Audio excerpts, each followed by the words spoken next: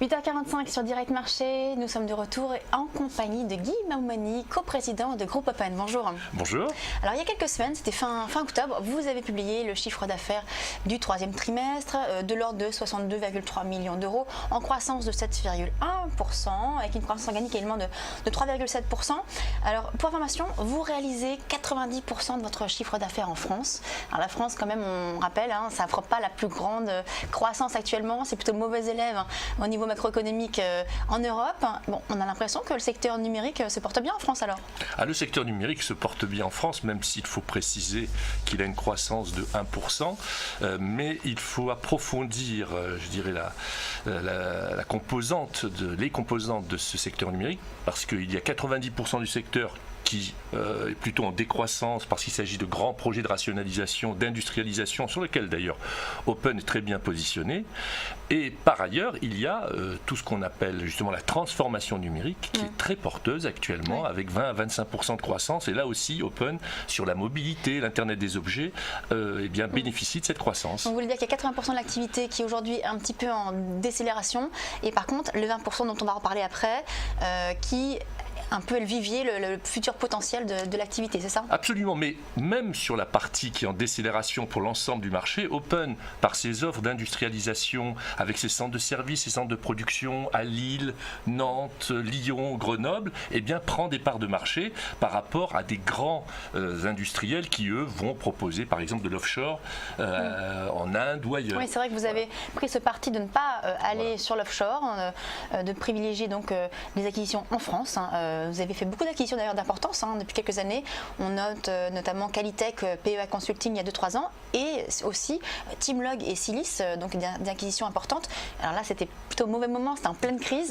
Donc après cette période de développement de la croissance externe, est-ce que maintenant c'est le moment du développement par la croissance interne, ou est-ce que vous allez continuer les acquisitions? C'est exactement ça. En fait, c'est vrai, à un moment difficile, puisque c'était les années 2008-2010, nous avons fait des croissances externes très importantes qui nous ont permis de constituer l'Open d'aujourd'hui, qui est dans le top 10 des entreprises de services du numérique en France. Donc c'est quelque chose qu'il fallait faire.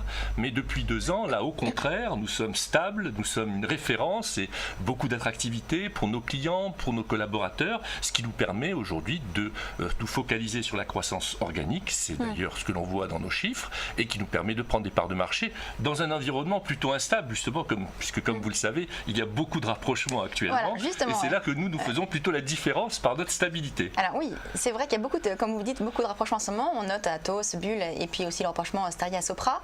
C'est un secteur donc, qui est en pleine concentration. Je rappelle quand même que vous avez un flottant de 43%, vous avez plutôt des bons résultats, vous êtes clairement une cible. Ah oui, d'ailleurs, nous sommes souvent contactés. Et vous dites quoi alors? On dit que pour l'instant, Open a une telle capacité, une telle possibilité de croissance de notre chiffre d'affaires comme de nos résultats, parce qu'il faut quand même le dire, nous avons parlé pas mal de la croissance et de prise de part de marché, mais aussi nous avons fait depuis 3 semestres consécutifs une progression de nos résultats. Notre résultat opérationnel courant est en train de progresser. Donc pour l'instant, nous restons focalisés là-dessus, car il y a un gros potentiel. C'est-à-dire que vous pensez estimer que la société n'est pas encore suffisamment bien valorisée? Eh bien oui, parce que c'est tout à fait normal d'ailleurs qu'on fasse des valorisations, j'allais dire, en multiples de résultats, mais avec le potentiel de progression de résultats que nous l'avons affirmé, d'abord sur cette année, où déjà nous allons faire une progression, et surtout à partir de 2015, un vrai effet de levier, en particulier par exemple par des déménagements, par exemple par des cessions, comme on l'a fait dernièrement, d'activités qui n'étaient pas rentables, et par notre progression, c'est-à-dire à tous les niveaux, nous sommes en train d'améliorer nos résultats. Donc on verra plus tard. Donc à quelle valorisation vous pourriez avoir une réponse différente?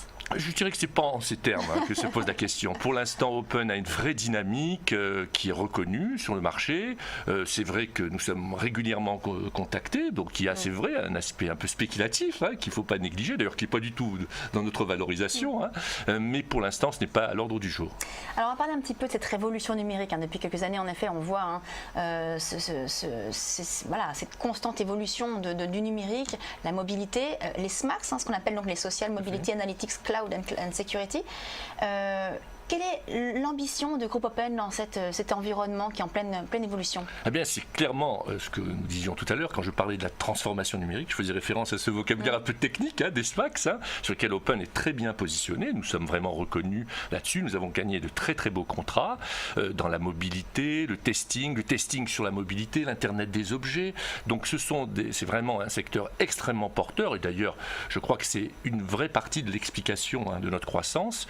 Ça représente combien de chiffre ça d'affaires représente, alors sur 2013, ça représentait 10% de notre chiffre d'affaires. Et comme je vous l'ai dit, c'est en croissance de l'ordre de 20 à 25%. Donc je pense que ça représentera entre 12 et 15% de notre chiffre d'affaires. Et je crois que ça continuera à vraiment progresser. C'est un marché qui est très très important parce que il est aussi adressé par les fameuses agences web qui, nous pensons, n'ont pas les compétences techniques nécessaires pour traiter, par exemple, le big data, la mobilité, et donc tous ces offres qui sont très sophistiquées en informatique, eh bien, il faut que ce soit des acteurs comme Open qui puissent les réaliser. Aujourd'hui, vous êtes concurrencé par des sociétés de quel ordre? Des sociétés françaises ou plutôt internationales? Alors, il y a un certain nombre d'acteurs en France sur cette activité, mais c'est vrai que ce qui est un peu nouveau, c'est que vous avez des sociétés comme Publicis, par exemple, qui arrivent sur le marché, ce qui est nouveau pour nous. Enfin, vous savez, on avait déjà vu ça dans les années 2000, on a vu le résultat.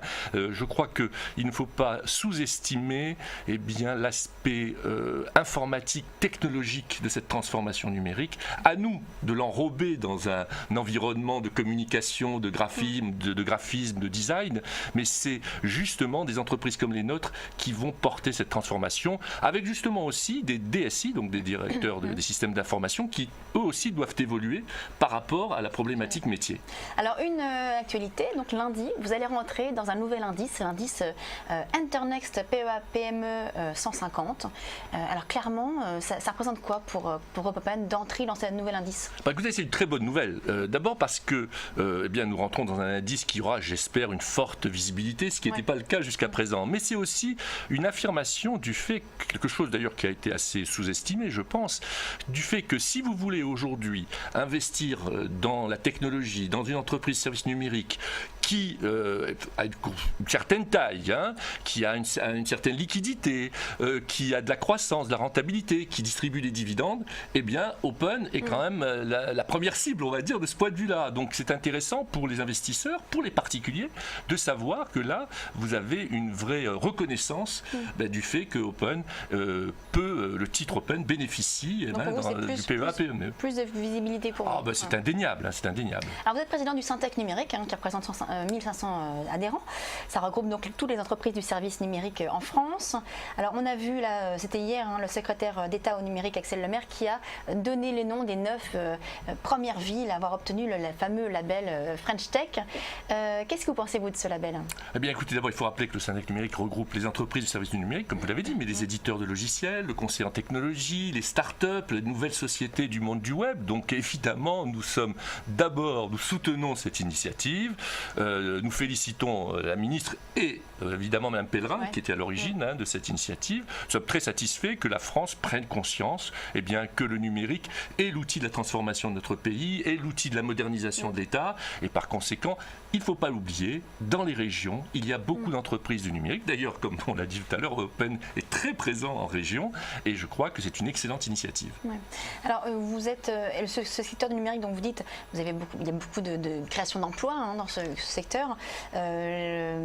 Pourtant, j'ai vu dans une interview, vous disiez qu'il manquait des candidatures. Pourquoi est-ce que vous pensez qu'il y a c'est quoi? C'est un désintérêt pour cette activité? C'est une non-formation au niveau de l'éducation nationale? Qu'est-ce qui se passe? Alors, il faut rappeler que le secteur crée 10 000 emplois nets par an depuis 20 ans. Avec cette année 35 000 offres d'emploi. Rappelez que par exemple pour Groupe Open, nous avons proposé 600 postes en 2013, on n'a pu recruter que 450 collaborateurs. Que sur 2014, ça va être à peu près la même chose. Nous sommes vraiment très demandeurs de recrutement, mais qu'il n'y a pas assez de candidats, même s'il y a du chômage, ce qui est quand même un grand paradoxe. Donc il faut s'occuper de former des chômeurs. C'est ce qu'Open fait d'ailleurs. Nous recrutons des chômeurs que nous formons. Et par ailleurs, il faut qu'il y ait plus de jeunes et plus de jeunes femmes en particulier. Je le répète systématiquement. Nous avons d'ailleurs créé une commission qui s'appelle Femmes du numérique au Syntec pour que les jeunes filles. C'est trop masculin. C'est trop masculin. Il n'y a que 27,4% 50% de femmes dans ce secteur, et chez Open, c'est le cas aussi.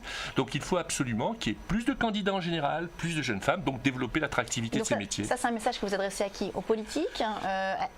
À l'ensemble de la communauté, hein, c'est-à-dire ça s'adresse aux jeunes eux-mêmes, ça s'adresse aux parents d'élèves, aux conseillers d'orientation, ça s'adresse aux professeurs, aux proviseurs, mais ça s'adresse aussi... C'est plus au niveau de l'éducation du coup que le D'abord, BABES. oui, parce que c'est très en amont. Vous savez, on a du mal à remplir les écoles d'ingénieurs. Pourquoi? Parce que, eh bien, quand une jeune fille, par exemple, a son bac S avec 18 de moyenne en maths, elle va faire médecine.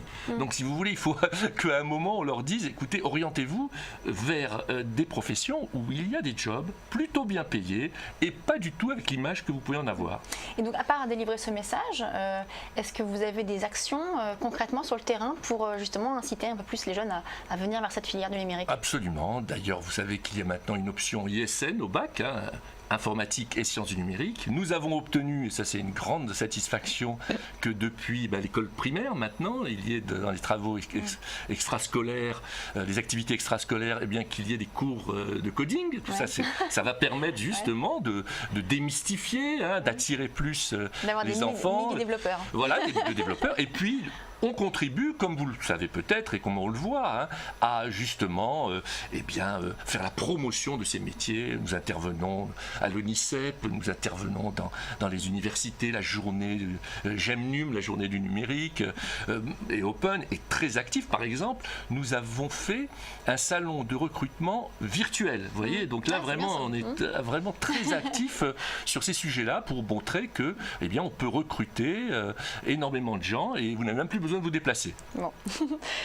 Merci Guy Maumani, donc président de Groupe Open pour ces éléments. On va marquer une très courte pause et on se retrouve dans quelques instants pour la suite de Direct Marché. Merci.